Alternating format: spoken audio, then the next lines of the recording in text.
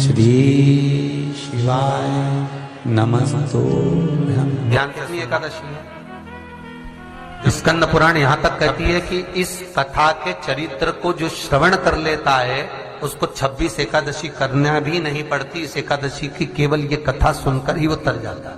बहुत ध्यान से सुनना इसको, कथा तो बड़े भाव से सुन लो इसको, है? बड़े प्रेम से। इसलिए सारी एकादशियों में निर्जला एकादशी की महत्वता शास्त्र प्रमाण करता है महाराज।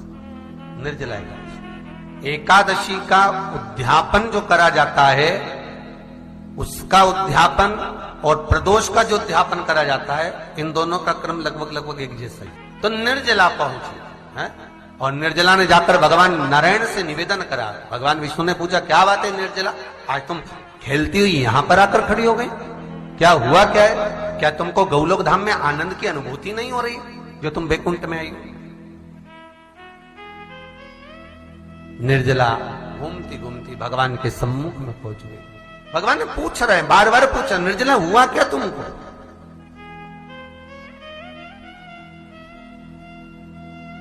ए निर्जला, ए एकादशी, हुआ क्या है तुमको? क्या कारण है तुम्हारे यहां आने का, वैकुंठ पहुंचने का? बहुत ध्यान देना महाराज।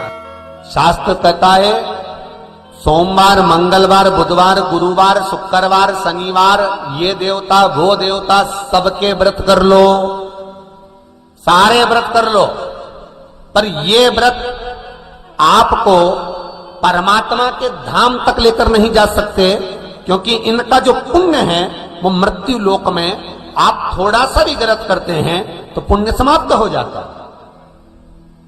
पर हिंदू धर्म के 3 व्रत ऐसे बता दिए जिन व्रतों का पुण्य समाप्त नहीं हुआ।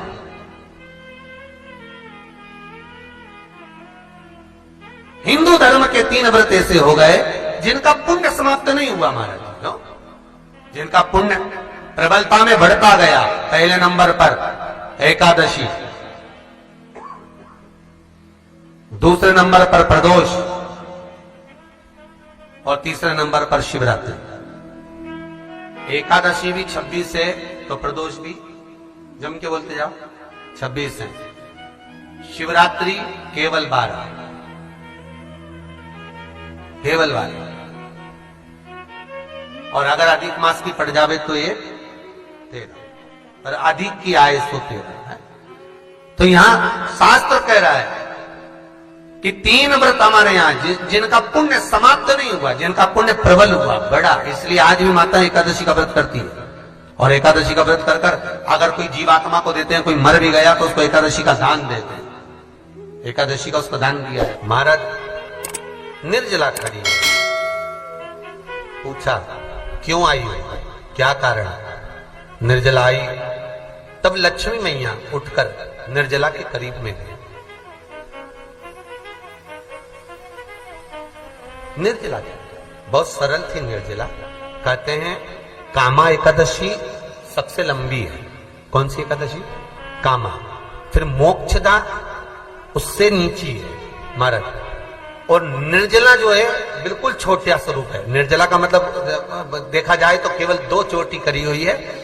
मस्तक पर भोर लगा हुआ है निर्जला के, माथे पर बिंदी लगी हुई है निर्जला के, सुंदर गले में तुलसी की मालाएं पहनी है निर्जला, हाथ में जो हाथ फूल जैसी माताएं पहले पहनती थी, आपको ध्यान में होगा, ऐसा बड़ा फूल होता था, अंगूठियां पड़ी होती थी, हाथ में ऐसा लगा रहता है। तो निर्जला हाथ फूल भी तुलसी के धारण करी। बड़ा सुंदर स्वरूप है माता निर्जला का महाराज। छोटी है तो माता लक्ष्मी उनके पास में गई और निर्जला से जाकर पूछा, निर्जला तेरे आने का कारण क्या है, तू बता। नारायण आपसे पूछ रहे हैं कि क्यों आई हो, किस लिए आई हो, क्या है तुम्हारे आने का कारण? निर्जला ने कहा, मेरी विनती केवल इतनी सी है मां कि मैं ये चाहती हूं कि मैं जीव के प्राण छूटने के बाद उसके प्राणों को जिस समय मैं लेकर जीवात्मा के प्राणों को परमात्मा तक भेजूं, वैकुंठ तक भेजूं, गौलोक धाम तक भेजूं, उस बीच में मुझे ले जाते समय कई नरक भी बीच में पड़ेंगे, कई स्थान ऐसे बैतरणी आदि के स्थान बीच में आएंगे तो वो स्थान में मुझे रोका ना जाए, मैं सीधे भगवान के धाम पहुंच जाऊं। ऐसी कृपा, ऐसी दया। जितनी भी माताएं एकादशी का व्रत करती, बहुत ध्यान से सुनना आज की कथा को। शायद जिंदगी में मिली ना मिली, पर ये कथा का रिश्ता तो बहुत ध्यान से सुनना। स्कंद पुराण यहां तक कहती है कि इस कथा के चरित्र को जो श्रवण कर लेता है उसको 26 एकादशी करना भी नहीं पड़ती। इस एकादशी की केवल ये कथा सुनकर ही वो तर जाता है। बहुत ध्यान से सुनना इसको, कथा को। सबसे पहला नियम एकादशी व्रत का, सबसे पहला नियम है कि आप जिस दिन व्रत करो उसके एक दिन पहले भक्ति का संचार इस हृदय में करो। भक्ति का संचार इस हृदय में कर लीजिए। जिस दिन आप व्रत करो, जैसे एकादशी का व्रत कर रहे हो तो दशमी के दिन शाम का समय जब आवे, रात्रि जब होने लगे, शाम का समय आवे और रात्रि का आप जब भोजन ग्रहण करो तो उस भोजन में कोई ऐसा पदार्थ ग्रहण मत करिए जिस पदार्थ के कारण आपकी एकादशी बिगड़ जाए। कोई बेकार भोजन में ग्रहण नहीं करना, श्रेष्ठ भोजन ग्रहण करिए दशमी। और एकादशी का दूसरा नियम बहुत ध्यान से सुनिएगा। जिस दिन आपकी एकादशी का व्रत हो उस दिन प्रयास करिएगा कि अपने हाथ से किसी भी वृक्ष की कोई पत्ती टूटे ना। अपने हाथ से किसी भी वृक्ष की, पौधे की, किसी भी वृक्ष की पत्ती अपने हाथ से ना टूटे। बहुत ध्यान दीजिएगा महाराज। एकादशी का यह दूसरा नियम है कि अपने हाथ से किसी पौधे की, किसी वृक्ष की, किसी डाली की कोई पत्ती ना टूटे, इसका प्रयास करिए।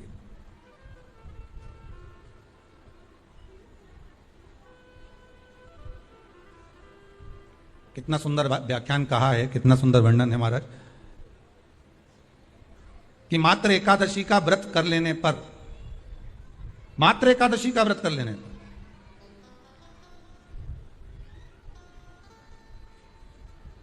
जो पूर्व में किया गया हमारा पाप कर्म है, हमने किसी जीव की हत्या करी है, हमने किसी को कष्ट प्रदान करा है, हमने किसी को अपशब्द कहा है, हमने किसी को ताने दिए, हमने किसी को आड़ा टेढ़ा कहा है, हमने किसी को गालियां दे दी है, मात्र एकादशी का व्रत ही कर लेने पर ये सारे जो दोष हैं वो समाप्त हो जाते हैं। सारे दोष हमारे समाप्ति पर आ जाते हैं।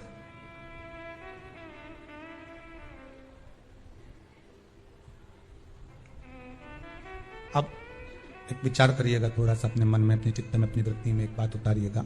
एक अपने मन में एक बात को उतार कर रखिएगा कि आप अपने पाप को, अपने पाप कर्म को जिस दिन क्षीण करने वाले हो, समाप्त करने वाले हो, अपने पाप को आप जिस दिन समाप्ति पर लेकर जा रहे हो, तो उसके एक दिन पहले आपको प्रसन्नता होना चाहिए कि नहीं होना चाहिए कि कल मेरा पाप कटने वाला है, कल मेरा पाप समाप्त होने वाला है। जो मैंने पाप कर्म करा है वो समाप्त होगा, जो मैंने पाप कर्म करा है वो कल समाप्त हो जाएगा। तो एक दिन पहले आपके चेहरे पर प्रसन्नता हो कि ना हो?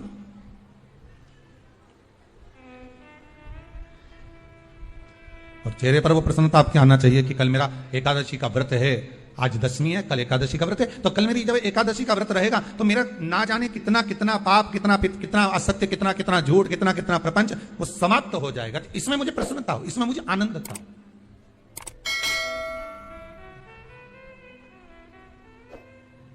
तो क्या कहा गया कि प्रयास करिएगा कि एकादशी के दिन कोई वृक्ष की, कोई डाली की, कोई कोपल की कोई पत्ती ना तोड़ी जाए। क्यों? तो कहा अगर उस पत्ती को हम तोड़ देते हैं, वृक्ष की पत्ती को या क्यारे में लगी हुई कोई डाली की पत्ती को हम तोड़ देते हैं तो एकादशी का पुण्य फल प्राप्त नहीं होता, एकादशी का कोई फल हमारे खाते में नहीं जाता, पुण्य फल प्राप्त। अब फिर भले तुम चाहे तुमने मोरदन खाया हो, चाहे तुमने फिर चिप्स खाई हो, चाहे तुमने फिर व्रत का कितना ही सामान खा गए और तुमने सोचा कि आज मेरी एकादशी है, तो फिर उसका कोई फल प्राप्त नहीं है, उसका कोई सुख प्राप्त नहीं है आपको। फिर। तो दोस्तों, आप सबको ये वीडियो कैसा लग रहा है? अगर अच्छा लग रहा है तो लाइक शेयर कमेंट ज़रूर करिएगा। नए हैं तो चैनल को सब्सक्राइब कर लीजिएगा। आगे सुनते रहिए एकादशी व्रत कथा। जय श्री महादेव। बने रहिए वीडियो में। हर हर महादेव। कोई कार्य अटक रहा है, तकलीफ आ रही है, दुख है, लक्ष्मी नहीं आ रही, परेशान हो, 108 बेलपत्र की, जो बेलपत्र होते हैं उसकी, इसको छेद तो करते नहीं है सुई से, बेलपत्र की डंडी को बांधते जाओ 108 बेलपत्र की माला बना लो और माला बनाकर भगवान शंकर के गले में, शंकर के शिवलिंग को जो चढ़ा देता है उसकी मनोकामना भगवान शंकर पूरी कर देते हैं। अटा एकादशी 108 बेलपत्र की माला बनाकर शंकर भगवान को समर्पित करी जाती है। माता लक्ष्मी ने भगवान विष्णु को पाने के लिए तुलसी की माला बनाकर समर्पित करी थी, जैसे सती ने शिव को पाने के लिए, कामना को पूर्ण करने के लिए। शास्त्र कहता है घर के बुजुर्गों को, घर के बड़ों को, जेठ जेठानी हो, सास ससुर हो, घर में जो तुम्हारी उम्र से बड़ा हो, उसको आज पीला फूल या पीली चने की दाल या पीला वस्त्र, कुछ भी पीली सामग्री